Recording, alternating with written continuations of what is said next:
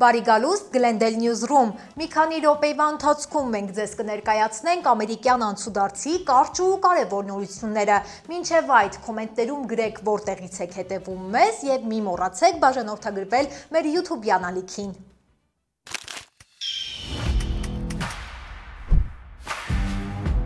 Լոս Անջելեսը քննարկում է աղբահանության վճարների 54% բարձրացում բյուջետային ճնշումները մեղմելու համար։ Սոցիալական ցանցերում հրեաների դեմ գրառումները կարող են դառնալ ներգաղթային արտոնություններից զրկվելու պատճառ։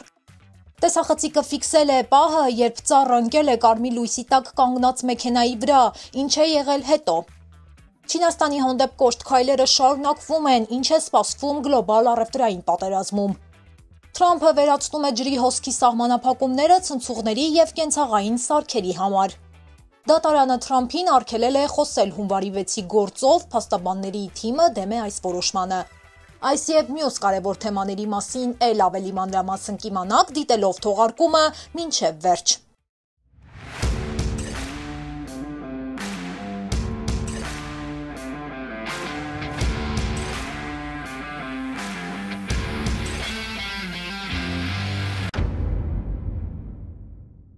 ԱՄՆ նախագահ Թրամփը հայտարարել է, որ 90-օրյա դադարեց սահմանում մաքսատուրքերի համար այն երկրների նկատմամբ, որոնք պատասխան քայլեր չեն ձեռնարկել ամերիկյան մաքսային քաղաքականությանը հակազդելու համար։ Իսկ Չինաստանի համար, որը պատժամիջոցներ էր սահմանել ամերիկյան ապրանքների վրա, մաքսատուրքերը էլ ավելի է բարձրացել, հասնելով 125%-ի։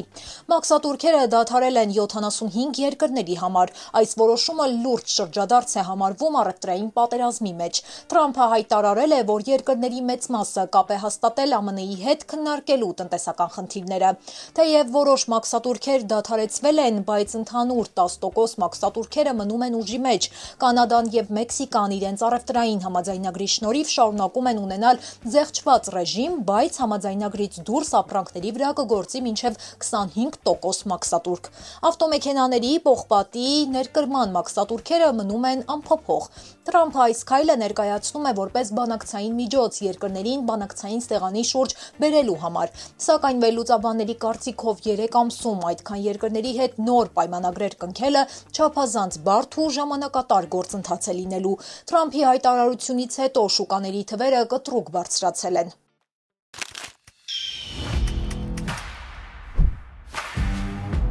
Թրամփը վերացրել է ջրի հոսքի սահմանափակումները ցնցուղների, սպասք լվացող մեքենաների եւ այլ կենցաղային սարքերի համար։ Այս սահմանափակումները եղել էին նախկին նախագահների կողմից ջրի եւ էներգիայի խնայողության նպատակով։ Հրամանը ստորագրելիս Թրամփը կատակել է. «Օրինակ, ես ուզում եմ հանգիստ ցնցուղ ընդունել ու հոգ տանել իմ գեղեցիկ մազերի մասին, բայց ջրի հոսքը այնքան թույլ է, որ պարզապես կատկթում է, սա անհեթեթ է»։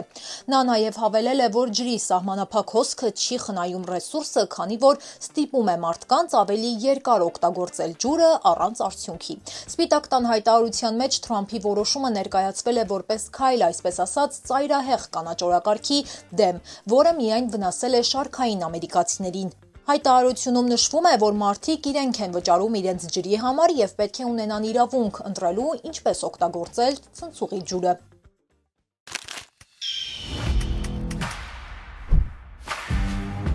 Դաշնային դատավորը վերականգնել է սահմանափակող որոշումը Թրամփի հրապարակային ելույթի համար։ Ըստ դրա նախագահին արգելվում է մեկնաբանություններ անել այն անձանց վերաբերյալ, որոնք առնչվում են 2021 թվականի հունվարի 6-ի իրադարձություններին վերաբերող քրեական գործին։ Սա Թրամփի դեմ հարուցված մի քանի քրեական գործերից մեկն է։ Վերջին ամիսներին Թրամփը հաճախ է ակտիվ գրառումներ կատարել սոցիալական ցանցերում, այդ թվում վկայություն հնարավոր մասնակիցների վերաբերյալ։ Դատավորը հայտարարել է, որ նման հայտարարությունները կարող են խանգարել դատական գործընթացի արդարությանը եւ վտանգել վկաների անվտանգությունը։ Թրամփի փաստաբանական թիմը պնդում է, որ սահմանափակումը խախտում է նրա որպես նախագահի թեկնածուի խոսքի ազատության սահմանադրական իրավունքը։ Նրանք մտադիր են բողոքարկել այս որոշումը վերաքննիչ դատարանում։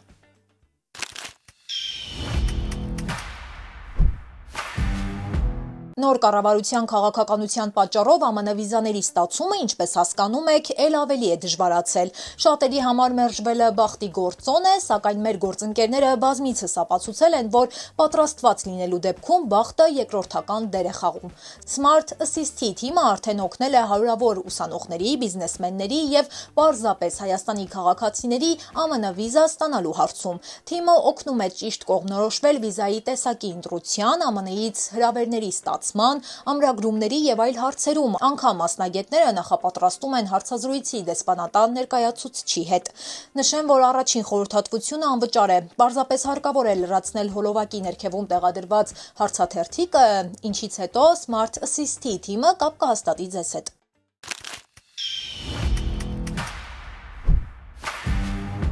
Լոս Անջելեսի քաղաքային իշխանությունները քննարկում են աղբահանության վճարները 54%-ով բարձրացնելու հնարավորությունը մոտ $1 միլիարդ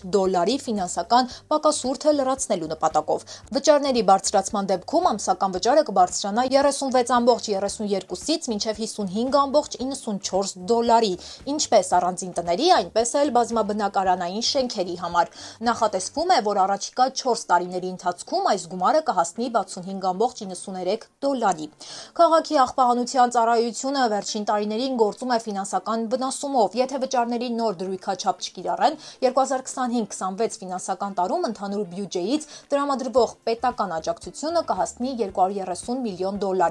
Նոր համակարգը նպատակ ունի թուլացնել այդ ճնշումը, աստիճանաբար կրճատելով բյուջեի ծանրաբեռնվածությունը։ Վճարների բարձրացման անհրաժեշտությունը պայմանավորված է մի շարք գործոններով, այդ թվում աշխատավարձերի աճով, տեխնիկայի սպասարկման ծախսերով, նաև նահանգային նոր օրենսդրական պահանջներով, որոնք պահանջում են օրգանական թափոնների զգալի մասի վերամշակում։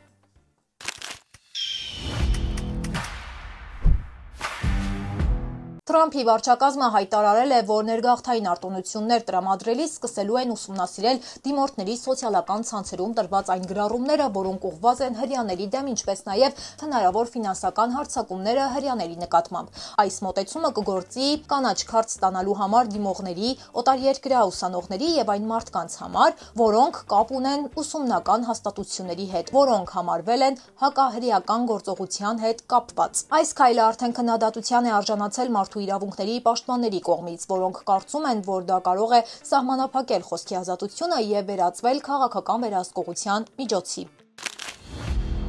Փենսիլվանիայի Չեսթեր շրջանում տեսախցիկը ֆիքսել է այն պահը, երբ ինչպես է ծառը ընկնում կարմիր լույսի տակ կանգնած սպիտակ մեքենայի վրա։ Տեսանյութում երևում է, թե ինչպես է ծառը ընկնում մեքենայի հետևի հատվածի վրա։ Վայրկյաններ անց վարորդը դուրս է գալիս մեքենայից, նա ստացել է տարբեր աստիճանի վնասվածքներ եւ տեղափոխվել է մոտակա հիվանդանոց։ Փողոցի երկայնքով կան բազմաթիվ հին ծառեր, որոնք ցանկացած պահի կարող են ընկնել։ Ականատեսներից մեկը պատմում է, որ ընդամենը մի քանի ամիս առաջ նույն փողոցում մեկ այլ ծառ էր ընկել, այդ անգամ բարեբախտաբար առանց վնաս պատճառելու։ Նահանգային իշխանությունները դեպքի վայրում տեղադրել են զգուշացնող նշան, սակայն այս պահին ծառահատման կամ վերանորոգման աշխատանքներ չեն իրականացվում։